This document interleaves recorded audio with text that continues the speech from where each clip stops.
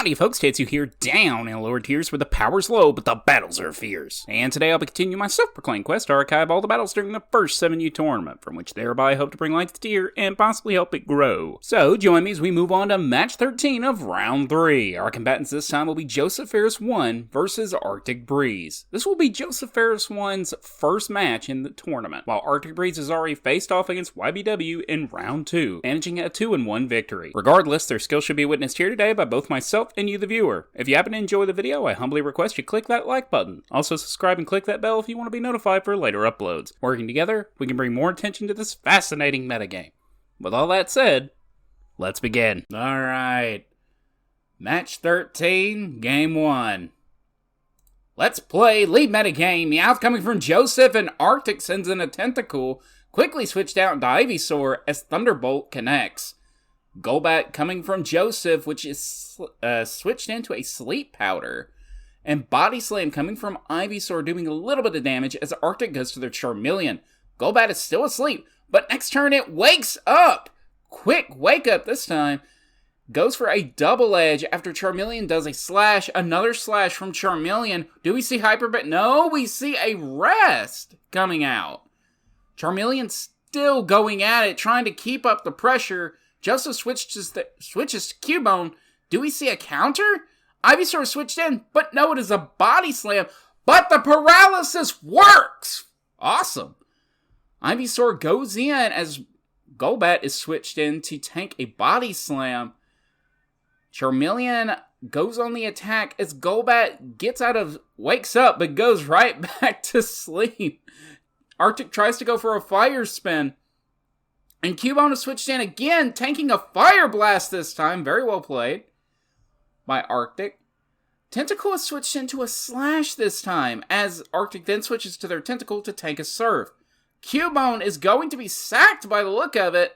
It goes down. Meowth for Joseph, switched in, Slash. Rhyhorn on the incoming Rhyhorn. Ivysaur brought in. It gets hit with Bubble Beam, its speed is dropped even further. Golbat for Joseph, which blocks the Sleep Powder attempt. Meowth brought in from Arctic. And Golbat does wake up. It tanks the slash. And Thunderbolt as well. No paralysis.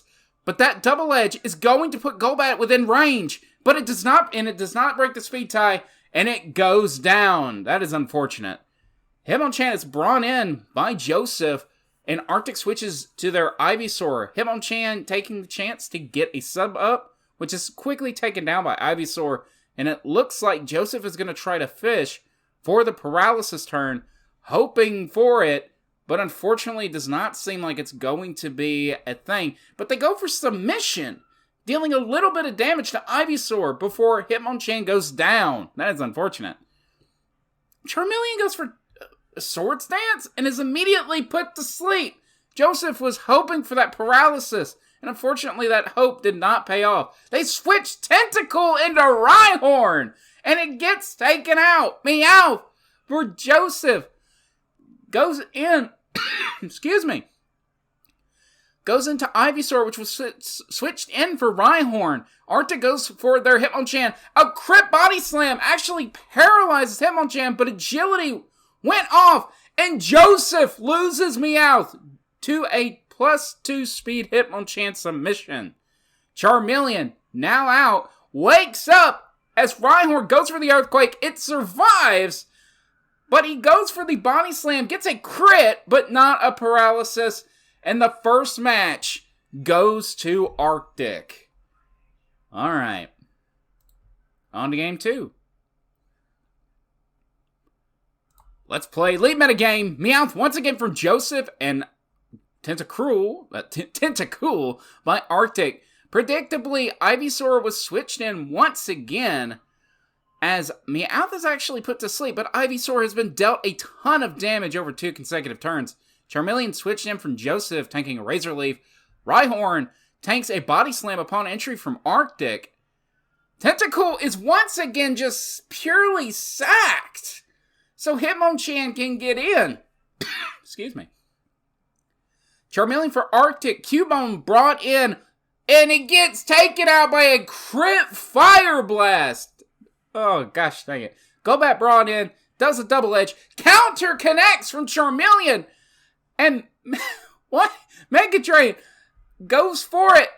Joseph was probably hoping for Rhyhorn to be switched in, predicting the double edge, and back and forth commences until Golbat goes down, but Arctic's Charmeleon is in a lot of pain, for sure. Rhyhorn brought in the sleeping Meowth. Okay, Rhyhorn goes for a substitute. Luckily, Meowth wakes up and is able to at least break it, so Joseph is not that far gone just yet. Charmeleon for Arctic, Body Slam connecting upon entry, and Arctic's Hitmonchan is brought in. A crit Body Slam paralyzes Hitmonchan, but counter takes it out! Awesome.